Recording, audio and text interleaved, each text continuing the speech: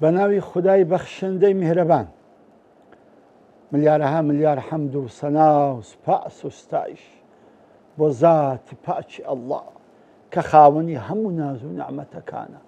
درود و سەڵات و سەلام برژە بەسەر گیانی پاکی پێشەوامان، نوری چاو و تاجی سەرمان محەممەد المستەفا صلی الله عليه وسلم و لەسەر یار و یاوەرانی و لەسەر شوێن کەوتوانی تا ڕۆژی دوایی.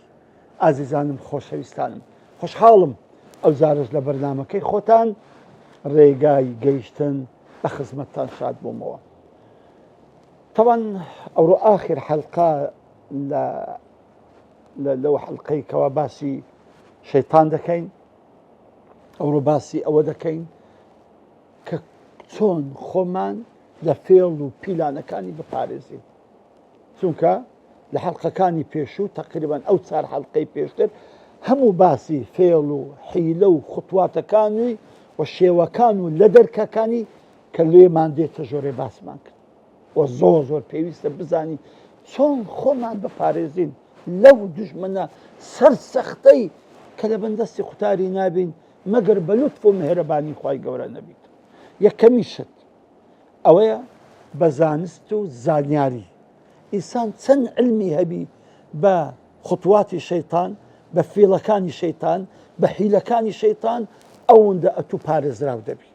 طبعا باشترین کتێبیش کە بخینەوە کتێبێکی ئیبن قەیمی جەوزیە بە ناونیشانی ئیغاثەة اللەهەفان فی مەصائد الشەیطان.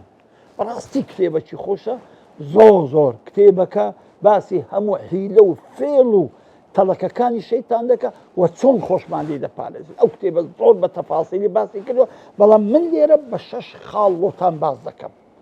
یەکەم بە علم و زانست و زانیاری بە فێڵ و حیلەکانی شەیتانی. خوای گەورە چی فەرموو؟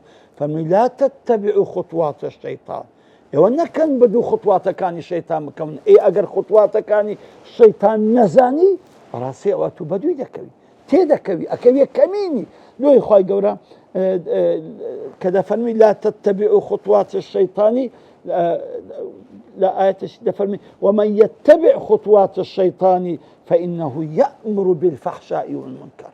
دفرمي أوي بدواي خطوة كان الشيطان دابروا براستي أو توشي تدكا أمر بأتباع كان خويدكا كفحشاء ومنكر يعني توشي جناح وبشر وشي بيسألوا بربد.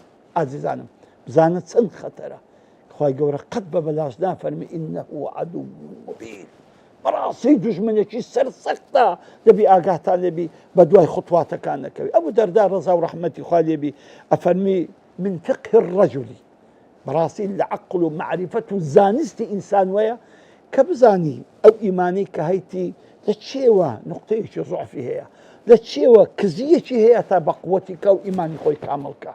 پاشان عینە دەفەرمی ومن فقه الرجل لە عاقڵی و دانایی و زانایی و تێگەیشتنی ئینسانی مسلمان ئەوەیە کە بەڕاستی ئاگای لە خۆبی بزانی لە چێوە شەیتان زەفەری پێ بردووە، لە چێوە شەیتان هاتیتە ناو دڵی، لە چێوە شەیتان لە چێهان دەرکەی شەیتان ئەو کابرایی هەر خەرەتاندووە. ئەم بزانە بەڕاستی بە علم و زانست ئینسان دەتوانی خۆی لە هەموو فێڵ و حیلەکانی شەیتانی بپارێزیتن. ئەو خاڵی یەکەم. خاڵی دووەم ئیشکردن لەسەر ئەوەی کە ئیمانی خۆت بەردەوام زیاد بکەیت. چونکە شەیتان بەڕاستی دەرەقەتی کەسێک نایە کە ئیمانی بەقووەتە، دائیمەن دەرەقەتی ئەو کەسانە دێ کە ئیمانیان ضعیفە. دوای خوای گەورە بەخۆی دەفەرمی إنه ليس له سلطان على الذين آمنوا وعلى ربهم يتوكلون. دەفەرمی شەیتان بەڕاستی سوڵتان و دەسەڵات و هەیمەنەتی نییە لەسەر ئەو کەسانێک کە ئیمانیان کامڵە، ئیمانێکی جوانیان هیناوە وعلى ربهم يتوكلون. بەڕاستی پشت و پەناشیان هەر خوایە. چونکە بەڕاستی کەیدی شەیتانی بەمە ناتوانین دەفعیکەین مەگەر بە فەزڵ و چاکە و مێهرەبانی خوای گەورە نەبی. ئەوە نییە خوای گەورە لە قورئانیدا دوو سەڕەتی ناردیتە خوارێ قل أعوذ برب الفلق قل أعوذ برب الناس هەر هەمووی بۆیە لە فێڵ و حیلە و پیلانی شەیطانی دوور بین. قل أعوذ برب الناس ملك الناس إله الناس. خوایە خدای عظیم ئەی مەلیکی خەڵکی ئەی ڕەبی خەڵکی ئەی معبودی خەڵکی بمپارێزە من شر الوسواس الخناس لە شەڕی ئەو شەیطانی کە دێو دەچی خۆ دەشارتەوە خۆ پەنهان دەکاتن لە هەموو شەڕەکانی کە توشمان دەبی. کەواتە بەڕاستی چەند تۆ ئیمانت زیادکەی ئەو شەیطانە زیاتر لێ دوور دەکەوتەوە. بەڵام خوا نەخواستە چەند ئیمانت کەسبی بەڕاستی شەیطان زیاتر زەفەرت پێ دەبا. بۆی ئیمانی خۆت نوێ بکەیتەوە دەبی شەو نوێژ زۆر بکەیت. بەڕاستی بە شەو نوێژ ئینسان زۆر ئیمانی بەرز دەبێتەوە. دووەمین سەدەقە و خێرکردن ئیمانت بەرز دەکاتەوە. سێم داوەکردن ئیمانت بەرز دەکاتەوە. چارەم فکرکردنەوە لە جەسەڵات و لە ناوە جوانەکانی خوای گەورە ئیمانت فول شەحن دەکاتن. ئەمە زۆر گرینگە. بەڕاستی إن في خلق السماوات والأرض واختلاف الليل والنهار لآيات لأولي الألباب. زانە لە دروستکردنی ئارد و ئاسمانەکان لە هاتنی شەو و ڕۆژدا بەڕاستی ئایەت و نیشانەی ئەوانە کە خاوەن عەقڵن. کەواتە ئەم کەونە تەجەلای هەموو ئەسماء الله الحوسنایە. هەموو ناوە جوانەکانی خوای لەو کەونەی تەجەلا دەکا هەم لە خۆت هەم لە خەڵکیش. أفلا ينظرون إلى الإبل كيف خلقت وإلى السماء كيف رفعت وإلى الجبال كيف نصب وإلى الجبال كيف نصبت وإلى الأرض كيف سطحت فذكر إنما أنت مذكر. راسي أم فكر كردويا لم كون كائناتا راسي إيمان بقوتك كإيمان شي بقوت كدي بخواي شيطان أوا ناتواني بأساني هرد خرتيني وناشتواني توشي داو هيلو فێڵەکانی خۆی بکاتن.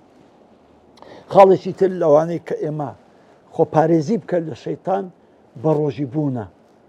چکە وەچی گوتمان یەکێک لە دەرکەکانی تێریە تێر خۆی هەتا ئێرە وثلث لنفسه نەگلۆ نەفەسیه لنفسیە سێ چارێکە هەر سێ چارێکی بکاتە خواردن هەمووی فول خواردن بکاتن. بەڕاستی ئەمە شەیطان لێی نزیکە. بەڵام ئەگە خۆت برسی کرد بەڕاستی بەو برسیکردن شەیطان لێ دوور دەکەوتەوە. شەیطان دەرەقەتی برسی نایە بەڵام دەرەقەتی تێرەکان دێتن. خاڵێکی تریش ئەوەیە کە دەوام ذکر بەردەوام ذکری خودای گەورە بکەیت. گەورەترین ذکریش قورئان خوێندنە. گەورەترین ذکریش بەڕاستی قورئان خوێندنە. کەواتە کە کاتێک کە قورئان دەخوێنی جعلنا بينك وبين الذين لا يؤمنون حجابا مستورا. بەڕاستی یعنی هەر کاتێک کە قورئان دەخوێنی بینی تو شەیطان بینی تو بێئیمانەکان بینی تو خراپەکارەکان دەبتە حیجاب و دەبیتە پەرژینەی زۆر گەورە. کەواتە بەڕاستی پێویستمان بەوەیە بەردەوام قورئان بخوێنین سبەینان و ئێوەران قورئان بخوێنین و بەردەوامی ذکری خوای گەورە بکەین. کە ذکری خوای گەورەت کردبوو قورئانت خوێن یەقینت بێ شەیطان ناتوانی لێ نزیک ببتەوە. بۆیە ئێستا ئەمە کە قورئانی دەخوێنین پێش ئەوەی دەست بە قورئانی بکەین وإذا قرأت القرآن فاستعذ بالله من الشيطان الرجيم. کاتێک کە دەوێت قورئان بخوێنی یەکسەر ئیستیعاذە بکە خۆت بپارێزە لە شەڕی شەیطان تاکو بە نووری قورئان ئەتوو لە حفظ بی لە هەموو لەو شەیطانانی کە دەورا و پشتن. خاڵێکی تر ئەوەیە کە بە خۆت بە زوبان ئیستیعاذە بکەی ئیستیعاذە بکەی لە شەڕی شەیاطین.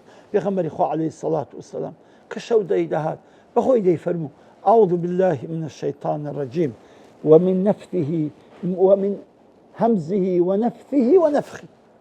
خوایا خۆم دەپارێزم بە تۆ لە شەیطان. خوایا ئیستیعانە بە تۆ دەکەم. خوایا تۆ پشت و پەنام بی لە فێڵی شەیطانی لە حیلەکانی شەیطانی لە نەفخی شەیطانی لە نەفثی شەیطانی یا ڕەبی. سبحان الله. ئەن کەواتە پێغەمبەری خوا عەلەیهی السەلام بۆ خۆی ئێمەی فێر کردووە. کاتێک کە حاڵەتێک ڕوودەدا زوو زوو ئێمە خۆمان بپارێزن لە شەری شەیطان. و خاستە ئینسان ئەگە خەونێکی ناخۆشی دیت ئەو خەونە نەجێرتەوە بەڵکو سێتفی لای سەفی خۆی بکە شەیطانی بە نەعلەت کە خۆی بپارێزی لە شەیطانی بەخوای گەورە ئینسان نەجێرتەوە خەونە خراپەکە نایەتە جێ. کەواتە بەردەوام ئینسان لە هەر ئیشێکدا بەڕاستی ئیستیعانە بەخوای گەورە بکە بۆی بیپارێزی لە شەیتانی ڕەجیم. خاڵێکی تر کە ئاخر خاڵە بصاحبەت و ساڵحین، بەڕاستی برادەراتی چاک، هەبوونی برای چاک زۆر لە شەیتان و شەیتان سفەتەکانت دەپارێزیت. بەڕاستی ئینسان ئەگە بەتەنێ بوو شەیتان لەگەرێتی، دووش بی شەیتان سێمیانە، بەڵام بوونە سێ تاوە شەیتان دەستیان لێ دەشوە. بۆیە پێغەمبەری خوا دەفەرمی عەلەیهی السەڵات وەسەلام الراکب شەیطان والراکبان شەیطانان والثەلاثەة رکب. بزانە دەفەرمی ئەگە یەک بەتەنێ سەفەر بکە دووەم شەیطانە لەگەری، دوو کەس پێکەوە سەفەرێ بکەن سێم شەیطانە لەگەری، بەڵام ببنە سێ کەس شەیطان دەستیان لێ دەشوە، تەواو دەستیان لێ دەشواتن. لە سێیان دەرەقەتی نایە، بەڵام حتا دووشبی دەرەقەتی دێ. کەواتە بەڕاستی پێویستمانەیە بە برادری باشە، بە زەمیل و بە هاوڕێ و بە برای چاکە، چونکە بەسای برایەکانمان شەیطانمان لێ دوور دەبی، بەسای برایەکانمان فێرە علم دەبین، فێرە ئەخلاق دەبین، فێرە قیەم دەبین، فێرە خوڕەوشتی جوان دەبین. بۆی ئینسان لە دنیای ئەگە برادری باشی هەبی بەڕاستی نعمەتی خوایە. بۆی ئیمامی عەلی دەفەرمی برادری باش بۆ خۆتان پەیداکەن کە لە ڕۆژی قیامەتێ ئەبدەت کاکار لە بۆ یەکتری. ئەوەتە ئەهلی جەهەنەم چ دەفەرمون کاتێک کە لە خزمەت خوای گەورەنە کە کەس نییە شەفاعەتیان لە بۆ بکاتن، بۆ خۆیان دەڵێن فەما لەنا من شافعین ولا صدیق حەمیم، کەس نییە تکایەکمان بۆ بکە، حتا برادریشی دڵسۆزشمان نییە بێ شەفاعەتمان لۆ بکاو، لەکن خوای گەورە عەفومان بکاو، بە سای تکایوی خوای گەورە لێمان خۆش بی. کەواتە برادر لە بۆ برادر لە ڕۆژی قیامەتێ تکای یەکتری لە بۆی دەکەن. بۆی خوای گەورە دەفەرمی الأخلاء بعضهم لبعض عدو إلا المتقين. هەموو برادەرەکانی ڕۆژی قیامەت یەکتری دوژمنن تەنها ئیماندارەکان نەبی. لۆ ئەوانە دوژمنن، لۆ لەبەرەوەی ئەوە گوناحێکی کردووە دەرێ خوایە فلان کەس فێرە ئەو گوناحی کردم، خوایە من ئەو گوناحەم نەدەزانی، نەشم دەزانی لە چێ دەکرێ، ڕێیەکەشم نەدەزانی، ئەو برادەرە دەستی گرتم تووشی کردم. هەموو خراپەکان بەسەر منی یەکدا دەینن، بەڵام ئەهلی چاکە لە لای خوای رب العالمین دەرێن یا ڕەبی خوایە لەو برادەرەم خۆش بە، چکە ئەو برادەرە ڕێی مزگەفتی پێپشاندەم، خوایە لەو برایم خۆش بە، چکە ئەو برایم خێر و چاکەی فێر کردم، خوایە لە فلانی خۆش بە، چکە ئەوە فێری کردم کە قورئانی بخوێنم، ئەو چاکەی فێر کردم، ئەو ڕێی ڕاستی فێر کردم. بزانە هەموو تکاکارن لە بۆ یەکتری، چۆن خراپەکان هەموو دەبنە دوژمنی یەکتر و منی یەک دەشتێنێ لە خزمەت خوای، باشەکانیش هەموو لە بۆ یەکتری شەفاعەت دەکەن و تکا دەکەن کە خوای گەورە لە یەکتریان خۆش بیتن. ئازیزانم بەڕاستی برادری باش زەخیرەیەکی زۆر عەزیمە بۆ قیامەت، بەڵام ئەو برادەرەی کە ئەتوو دەتەوێ هەدبی بۆی لە شەیتانی پارێزراوبی دەبی سێ مەرجی لێبیت، دەبی سێ مەرجی لێبی. مەرجی یەکەم هەر کاتێککە ئەو برادەرە دیت خوات بەبیر بێتەوە، ئەو زۆر گرینگە، هەر کاتێککە ئەو برادەرە دیت خوات بەبیر بێتەوە.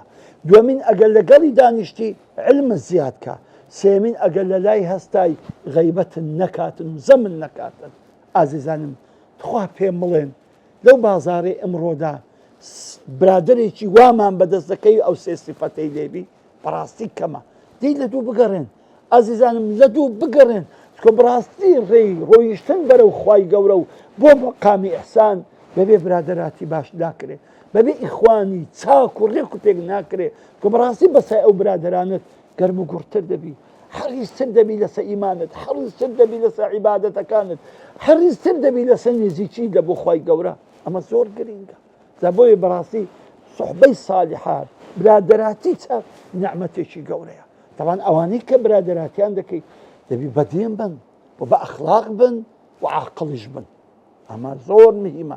یەکەمین بەدین بن، بۆش لە بەسای دینداریوی تو دینداری توش مەزبوط بی، بەسای تەقوای تو تەقوای توش مەزبوط بی، بەسای عیبادەتی وی عیبادەتی توش مەزبوط بیتن، بەسای ئەوەی کە ئەو قورئانی لەبەرە ئەتوش لەبەرکەی، کە ئەو خەریکی حفزی قورئانە ئەتوش خەریک بی، ئەو خەریکی تەفسیری قورئانە ئەتوش خەریک بی، ئەو خەریکی تەڵەب العلمە ئەتوش خەریک بی. کەواتە یەکەمیشت دەبی بەڕاستی پیاوێکی دیندار بی. و ئەو خاڵی یەکەم. خاڵی دووەم دەبی بە ئەخلاق بی، کەواتە فێر ئەخلاق و هەستان و دانیشتنی موسڵمانان نەبی لەگەڵی، ئەمە بەڕاستی کەسێکەوە لە ئەخلاقی عەیبی هێنابی برادەراتی بکەیت، چکە زۆر زۆر خەتەرە. ئاخرشت دەبی عاقڵ بی، برادر ئەگەر عاقڵ نەبی بەخوای بەکەلک نایە نە بەکەلیی دنیاە دێ نە بەکەلچی قیامەت دێ کەواتە ئێمە بەو شەش ڕێیە ئازیزانم دەتوانین خۆمان لە شەیتان بپارێزین یەکەمینان دووبارەی دەکەمەوە بە علم و زانست کە ڕێگەکانی خۆپاراستنی شەیتان چییە و بە علم و زانست لە خوتواتەکان و فێڵی شەیتانی چییە هەتا خۆمان لێ بپارێزین دووەمین محاولە بکەین ئیمانی خۆمان زیاد بکەین سێمین بەڕۆژی بین بەردەوام سونەتەکانی دووشەم و پێنجشەم سێزە و چاردە و پازدە ئەیام البیض چارەمین ذکر و قورئان خوێنێکی زۆرمان هەبی پێنجەمین بەردەوام خۆمان بپارێزین یعنی ئیستیعاذە بەخوای گەورە بکەین و بڵین ئەعوذ بالله من الشیطان الرجیم خۆم دەپارێزم بەخوا لە شەیطانی ڕەجیم بڵین لە هەموو کات و ساتێکدا و شەشەمین برادەری چاک و باش ئازیزام ئەگەر ئێمە ئەم شەش خاڵەمان جێبەجێ کرد واللهی بزانە بابای سالک شەیطانی لە کۆڵ دەبێتەوە و ئیتر زۆر بە ئاسانی ئەتوانی بەرە و بەندایەتی ڕاستەقینە و نێزیکی خوا و مەقامە بەرزەکانی قورب و مشاهدە بچیتن تاکو دیدار و باسێکی ترتان بۆ ئەەکەم وەسەلام عەلەیکم وەڕەحمەت الله وبەرەکاتوه